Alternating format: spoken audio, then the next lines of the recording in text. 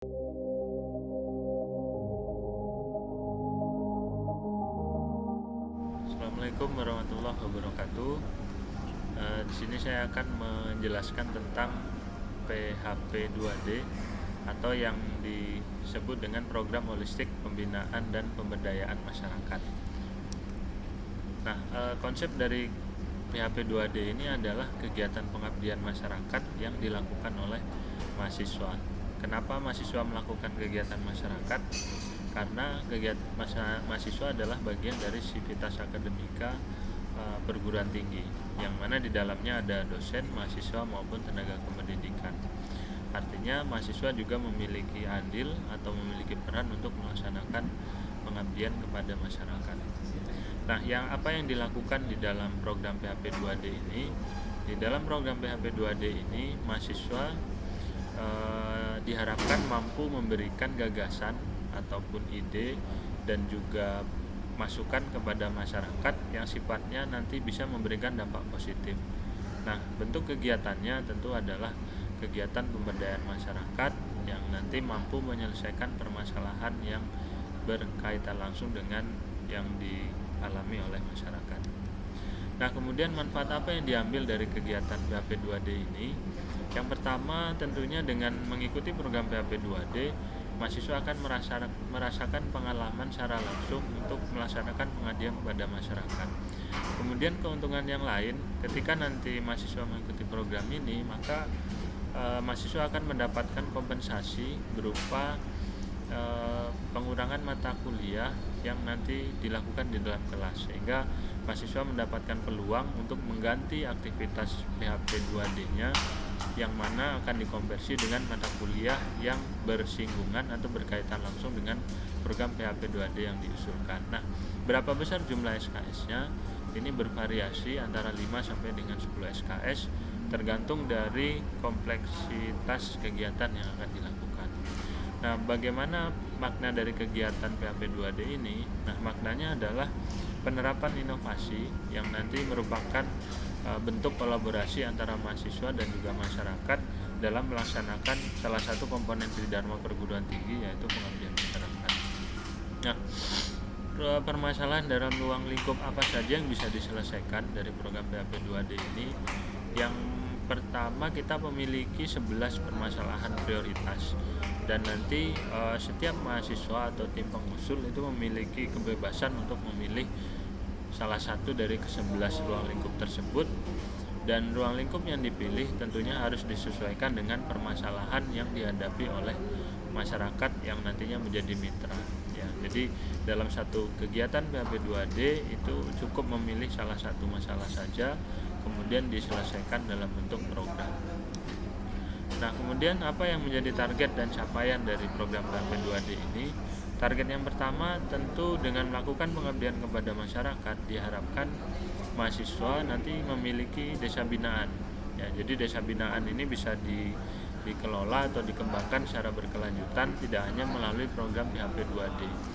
Karena PHP 2D ini spesifik khusus untuk pengabdian masyarakat, dan nanti setelah program ini selesai, permasalahan yang ada di desa itu bisa diselesaikan dengan intervensi melalui program yang lain. Contohnya kegiatan PKM yang nanti arahnya adalah PKM pengabdian kepada masyarakat. Nah, kemudian dengan adanya kegiatan PHP 2D ini diharapkan mahasiswa bisa membangun jejaring yang lebih luas, tidak hanya antar perguruan tinggi saja, tetapi antara perguruan tinggi dan masyarakat. Nah, apa capaian yang diharapkan dari program PHP 2D?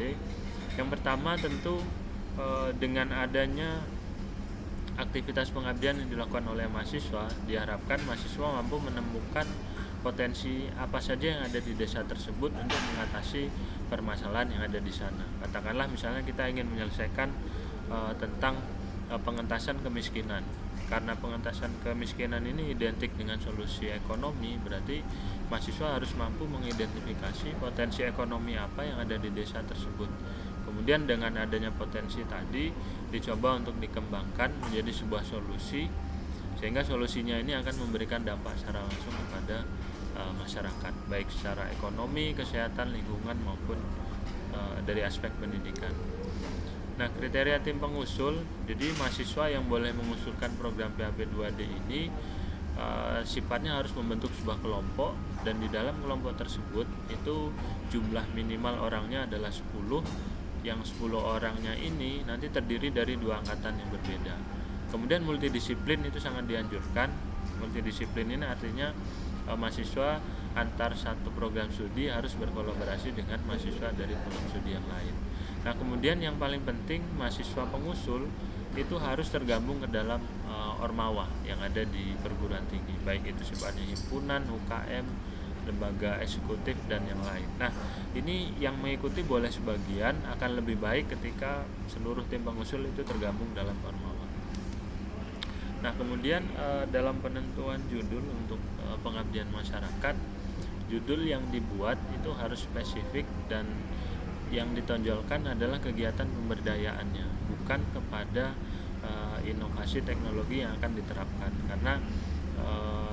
Karena kegiatannya adalah pengabdian, maka yang akan diterapkan adalah teknologi yang sudah dihasilkan di kampus, baik itu oleh dosen maupun mahasiswa. Jadi tidak ada lagi kalimat inovasi teknologi dan yang lain yang dicantumkan di dalam judul. Jadi penekanannya adalah kegiatan yang nanti sifatnya pemberdayaan kepada masyarakat.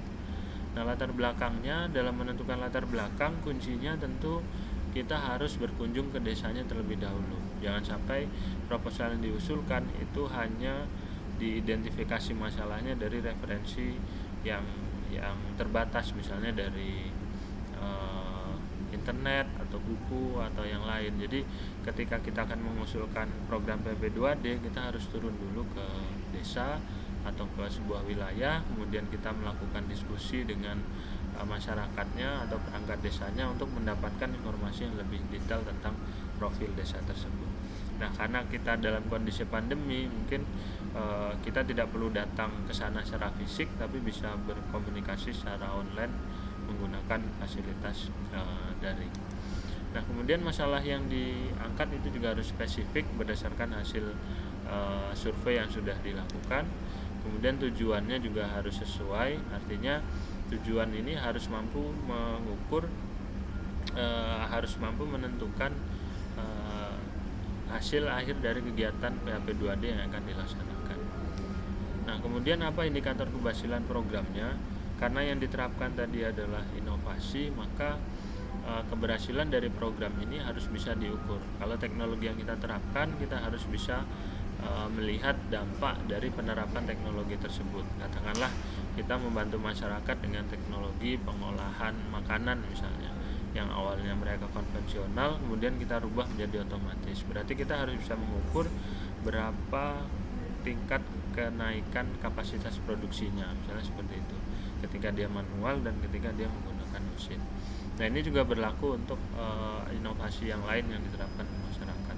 Namun ini tidak menutup kemungkinan bahwa program dilakukan itu tidak melulu harus inovasi dalam teknologi, tapi bisa dimungkinkan untuk melakukan kegiatan yang sifatnya inovasi dalam bentuk kebijakan atau metode dan yang lain. Nah, luarannya, kalau nanti yang diberikan kepada masyarakat ini adalah inovasi teknologi, supaya teknologi tersebut bisa dioperasikan dengan baik, tentu tim harus menyusun panduannya. Nah, kemudian setelah nanti diperoleh hasil, diterapkan, hasilnya itu harus dipublikasikan secara luas supaya program pemberdayaan masyarakat yang sudah dilakukan itu bisa dikenal lebih baik lagi. Nah, kemudian yang terpenting di sini adalah membangun jejaring. Jadi ketika nanti program PHP 2D selesai, maka jika masih terjadi permasalahan yang sama ataupun permasalahan lain yang ada di desa tersebut, bisa diintervensi dengan skema pengabdian yang lain, misalnya pengabdian oleh dosen ataupun pengabdian mahasiswa melalui PKM pengabdian masyarakat. Nah, diharapkan dengan adanya intervensi program PHP 2D, maka akan memberikan keuntungan kepada masyarakat,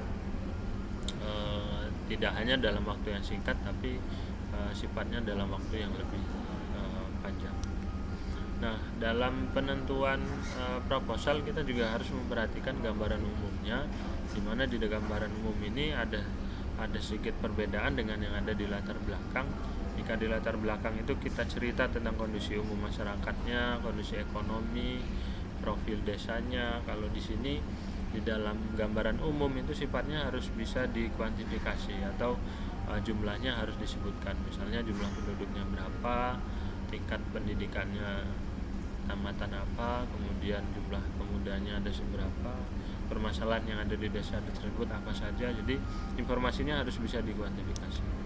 Nah, metode pelaksanaan ini kaitannya dengan lokasi mitranya. Jadi kita ketahui bahwa setiap wilayah itu memiliki zona yang berbeda kalau dikaitkan dengan kasus COVID-19.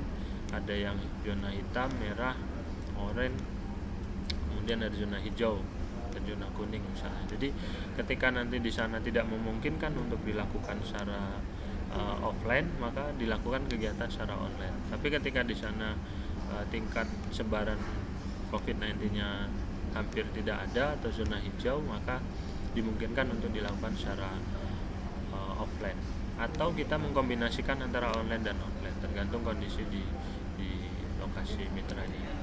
Nah, jadwal kegiatan ini harus dibuat spesifik, terutama dituliskan dalam bentuk maksat. Nah, setelah itu rancangan anggaran biaya. Jadi program PHP 2D ini memiliki besaran pendanaan yang lebih tinggi dibandingkan dengan program kompetisi yang lain. Di sini total pendanaannya mencapai maksimum 40 juta rupiah. Jadi peluangnya sangat besar ketika didanai. Harapannya dengan dana sebesar ini kita bisa melakukan pengabdian masyarakat yang lebih baik lagi dibandingkan dengan kegiatan yang lain. Nah, kemudian dalam penyusunan anggaran yang perlu kita perhatikan bahwa di sini tidak diperkenankan mengalokasikan anggaran dalam proposal itu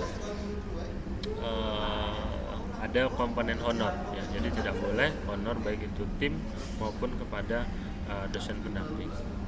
Nah, demikian bisa saya jelaskan atau saya sampaikan tentang program pengabdian masyarakat PHP 2D.